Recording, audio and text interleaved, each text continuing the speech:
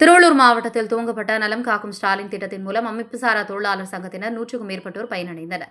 மருத்துவ மற்றும் மக்கள் நல வாழ்வுத்துறை சார்பில் நலம் காக்கும் ஸ்டாலின் திட்ட முகாமை முதல்வர் ஸ்டாலின் துவக்கி வைத்த நிலையில் திருவள்ளூர் மாவட்டம் ஆவடி மாநகராட்சியில் திட்ட சிறப்பு முகாம் நடைபெற்றது.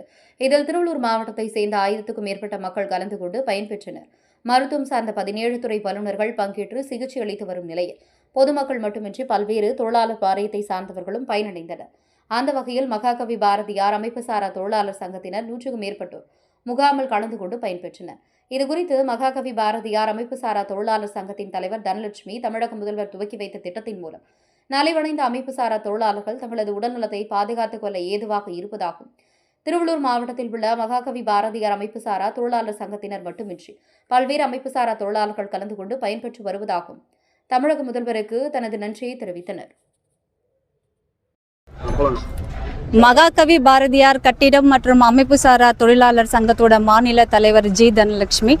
எங்களோட அமைப்பானது ஆவடியில் தலைமை அலுவலகமாக நாங்கள் பண்ணிகிட்ருக்கோம். நலன் காக்கும் ஸ்டாலின் பல்நோக்கு மருத்துவ முகாம் முக்கியமாக இன்றைக்கி தொழிலாளர் துறையில் பதிவு பண்ணக்கூடிய அனைத்து 19 வாரியத்திலையும் பதிவு செய்துள்ள தொழிலாளர்களுக்கு இந்த முகாமில் பயனடைய மாதிரியான ஒரு அழைப்பு எங்களோட தொழிலாளர் உதவி ஆணையர் ஒரு கூட்டம் அடுத்து எங்களுக்கு சொல்லியிருந்தாரு. அதை சார்ந்து எங்கள் சங்கத்திலேருந்து இன்னைக்கு 200க்கும் மேற்பட்ட கட்டுமானம் மற்றும் பிற அமைப்பு சாராத தொழிலாளர்கள் வந்திருக்காங்க. இங்கே வந்தவுடனே பார்த்தீங்கன்னா முதல்ல எங்களோட வாரிய அட்டை ஆதார் அட்டை வச்சு பதிவு செய்து கையில் டேக் போட்டு இது மாதிரியான ஒரு பேம்ப்ளெட் கொடுத்துருக்காங்க. இதுலேருந்து நாங்கள் போய் பதிவு பண்ணணும். பதிவு பண்ணதுக்கப்புறம் எந்தெந்த தொழிலாளருக்கு என்னென்ன பிரச்சனையோ அதுக்கான மருத்துவத்தை பார்க்கக்கூடிய ஒரு வசதி இருக்குது. மருத்துவம் பார்த்த உடனே அவங்களுக்கு எழுதி கொடுத்துக்கூடிய அந்த மாத்திரை மருந்துகளும் வாங்கக்கூடிய வசதிகள் இருக்கு.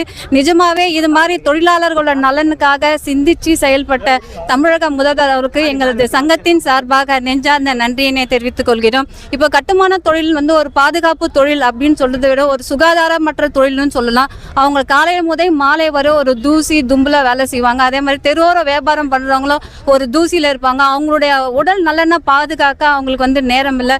இன்னைக்கு நடக்கக்கூடிய இந்த முகாம்ல பாத்தீங்கன்னா தொழிலாளர்கள் பெருவாரியாக கலந்து கொண்டு அவங்களோட உடல் பரிசோதனை செஞ்சுருக்காங்க. இதை தாண்டியும் அவங்களுக்கு மேல் சிகிச்சை வேணும்னாலும் அதுக்கும் இங்க பரிந்துரைக்காங்க. மீண்டும் ஒரு முறை நம்ம தமிழக முதல்வருக்கு எங்களது மகாகவி பாரதியார் கட்டிடம் மற்றும் அமைப்புசாரா தொழிலாளர் சங்கத்தின் சார்பாக நெஞ்சார்ந்த நன்றியினை தெரிவித்துக் கொள்கிறோம்.